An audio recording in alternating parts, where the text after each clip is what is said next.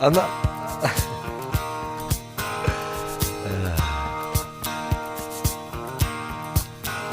There's a reason for the sunshine sky, and there's a reason why I'm feeling so high. Must be the season when that love light shines all around us.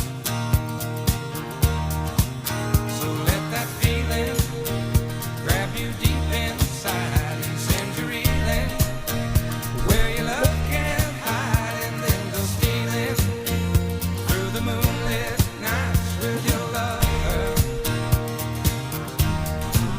Just let your love flow like a mountain stream, and let your love grow with the smallest of dreams, and let your love show, and you'll know what I mean.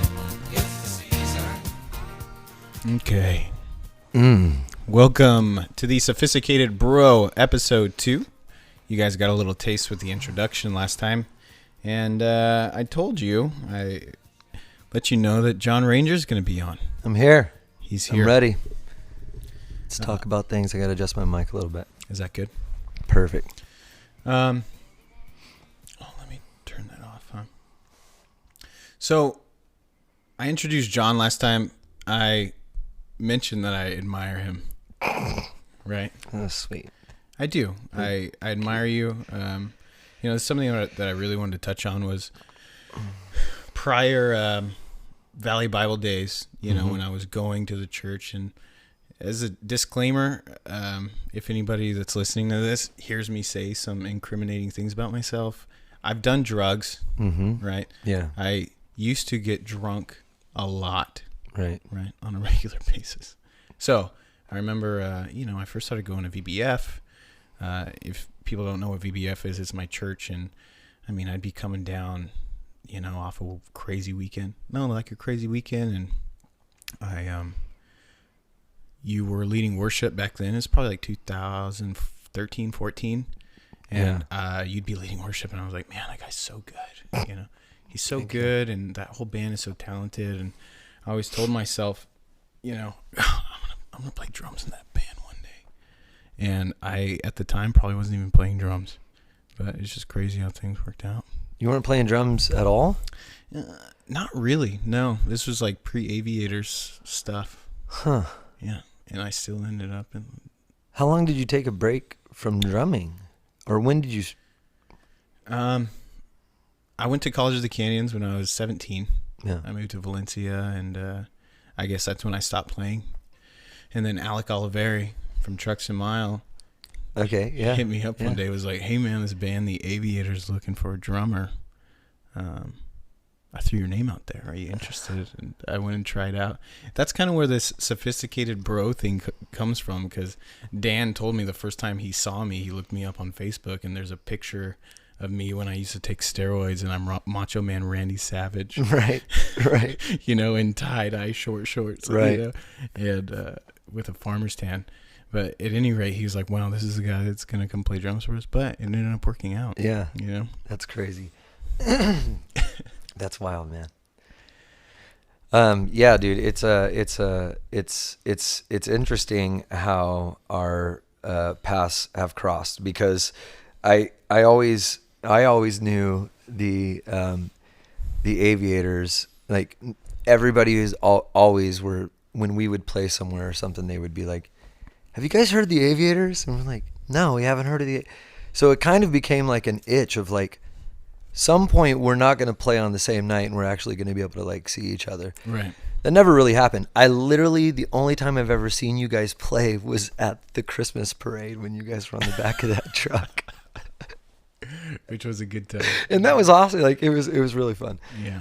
But anyway, so like that's all I had really known. And then when I came back to Valley and they were like, Sherwin guy's going to be playing drums. Chad was telling me that. Yeah.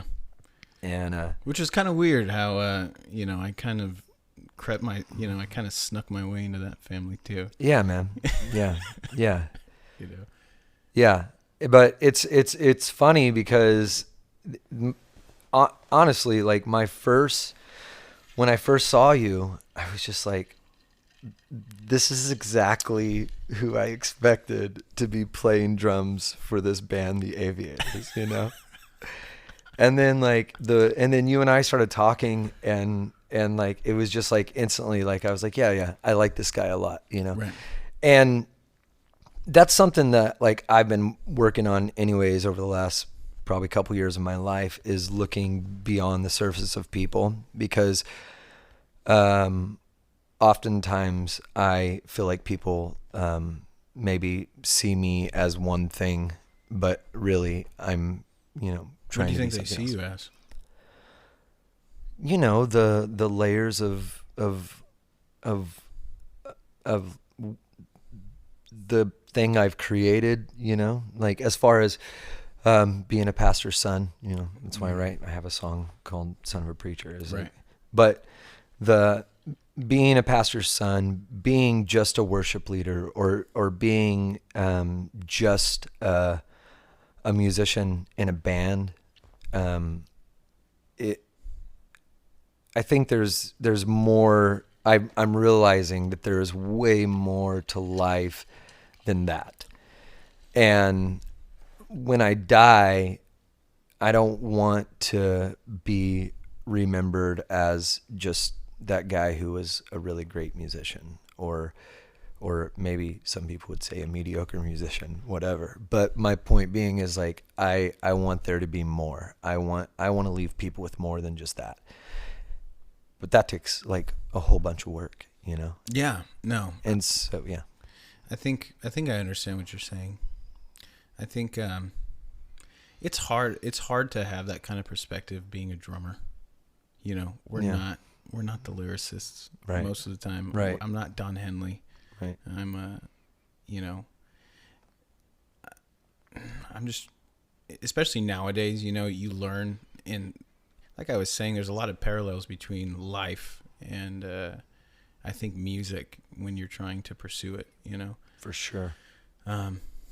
You know, you're young, you're cocky, you think you know everything, and that's kind of the same when you first start playing music. Yeah. Especially if anybody gives you any kind of accolade. Absolutely. Like, oh, you're so good. Oh, yeah. And you're like, what? Maybe I am good. I am special. Right. And it, especially in the brain of an adolescent male, I mean, it's just going to fuel some kind of ego. Totally. And when you get more mature in what you're doing, you realize that less is more.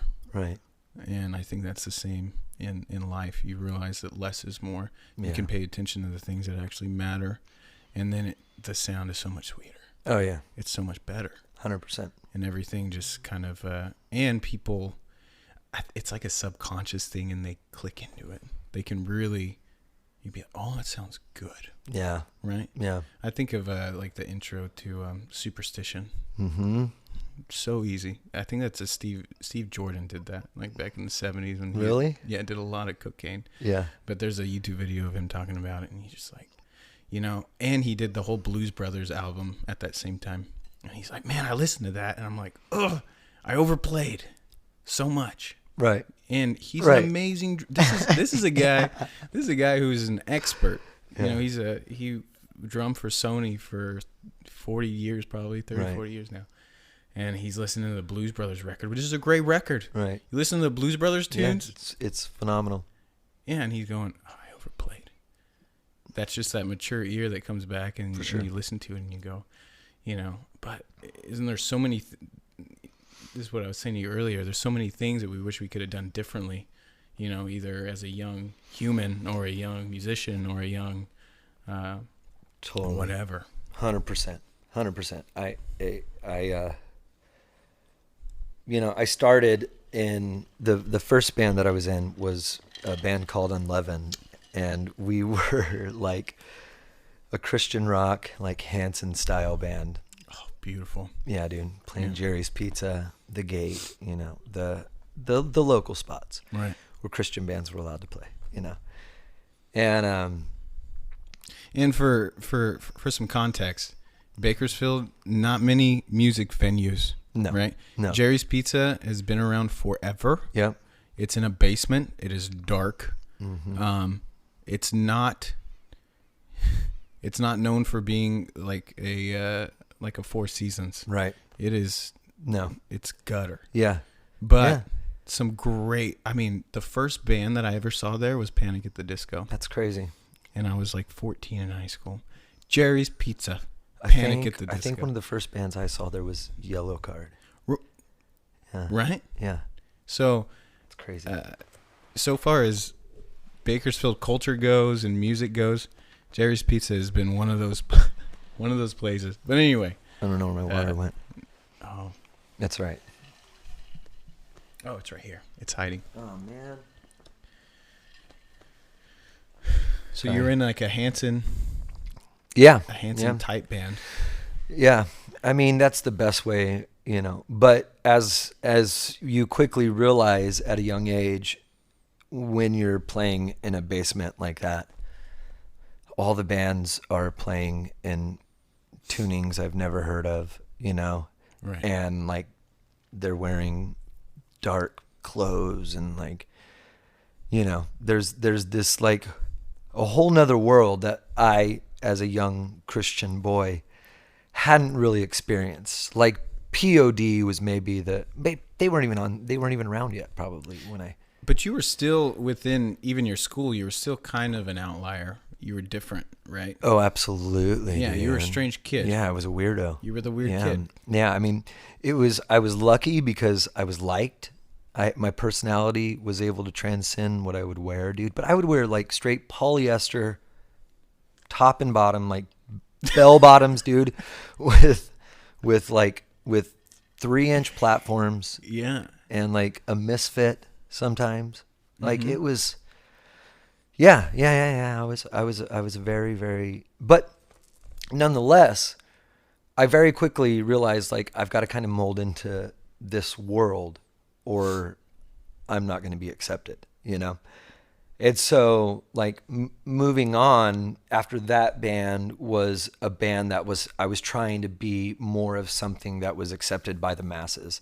And then after that, even more so, to the point where at the end of chasing this all, I had no identity whatsoever, because truthfully, like when I was writing songs in my basement, in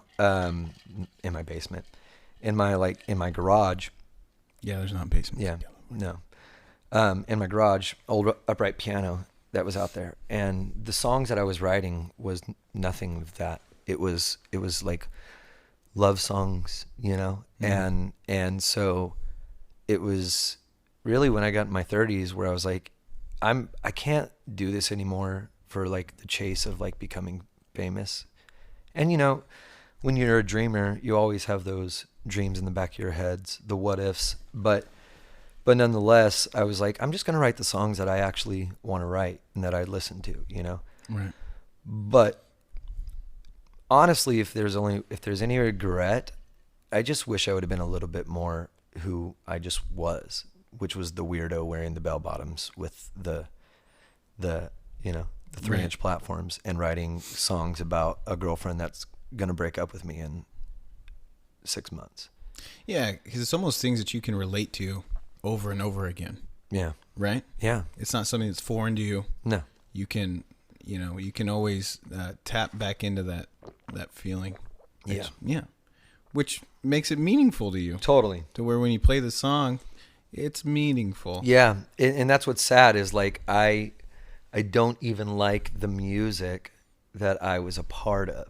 So when I go back and I listen, Preach. you know what I mean? You know. Like I go back and I listen and I'm like, oh yeah, that was okay. So that was a cool part, but like, oh, what was I doing there? Like just confused, So, I mean, I can relate on like some levels for sure. Yeah.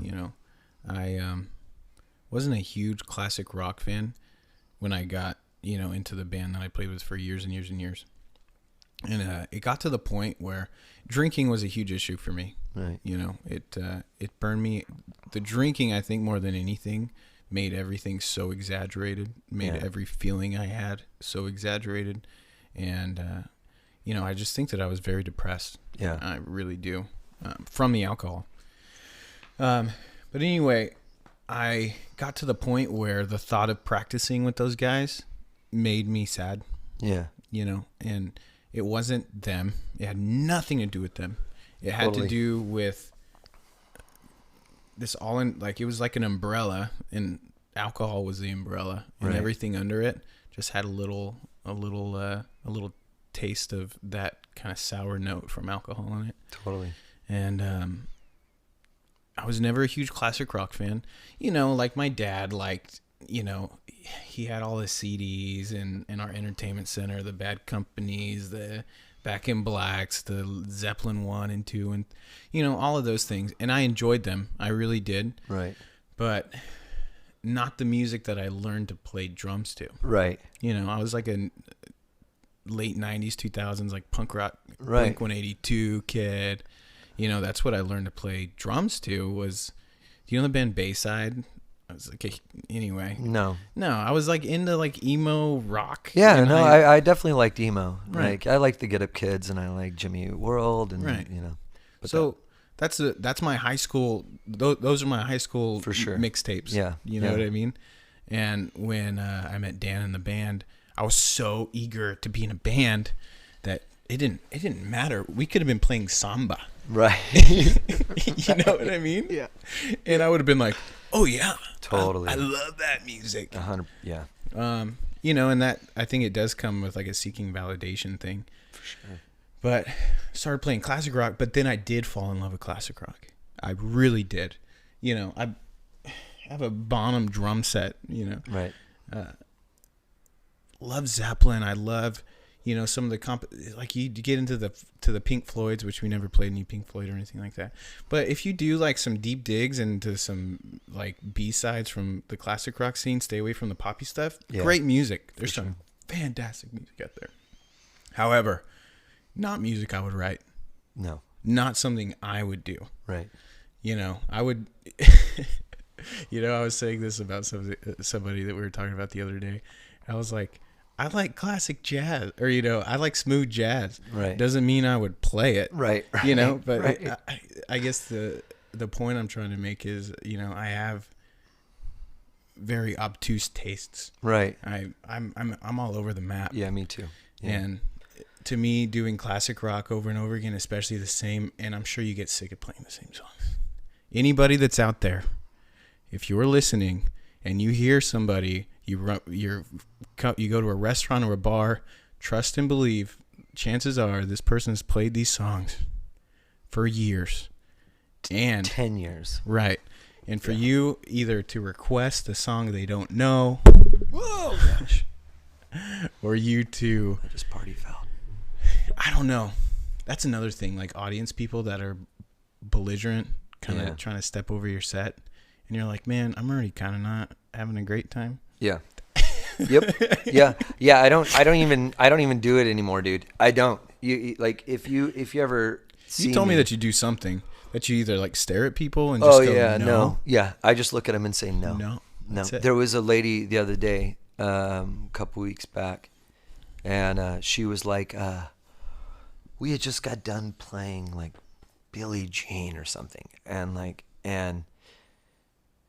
the dancey version, not the slow version, you know. Oh, not the Billie Jean yeah. is not my love. So the full blown dancey version, and she comes up and she says, "Can you guys play something like more dancey?" And I was like, "What?" And she's like, "Can you play something more dancey, like Wagon Wheel?" You almost made me spit up my Diet Pepsi.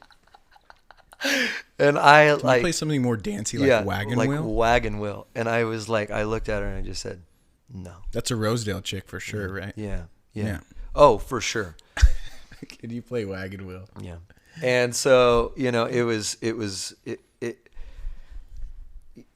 I used to try and pretend like I thought it was okay, but like my anxiety gets the best of me. And when somebody comes up who's drunk and just trying to like be like, "Do you take any requests?" And then you're like, "No." "Can you just play like," and then you're like, "Oh God, here we go." You know? Well, then understand this further, you know, and I'm speaking to Chad, our friend Chad, If you want us to try a song out, or saying somebody like your shoes wants to try a song out, and you're not super familiar with the songs, maybe Right. you're gonna try to pull the chords up, and you're doing this not for yourself. You're doing this strictly for the person that asked you to do it. Totally. Which is it's a dick move. It's awful. Yeah, it's a dick move. But if you end up sounding bad, Yeah. or you do the wrong things, or you do whatever, it messes with your head. Absolutely. It really does. It ruins the whole vibe of what's happening. Right. Chad and I, have been playing with this guy over at the coast for a while, and he's like, "Man, I learn all these songs, and then when it comes down to brass tacks, when we're actually playing, somebody calls, we don't even end up playing the songs that we learned." Right. Right? Right. Somebody calls out a song, and the singer's like, "Well, let's try it." Right. And then Chad's like, "I don't like sounding bad." Yeah. And- No. If you're a professional, you don't want to sound bad. Right, and you're like, "It's not worth it." No, it's not. It's definitely not worth the drive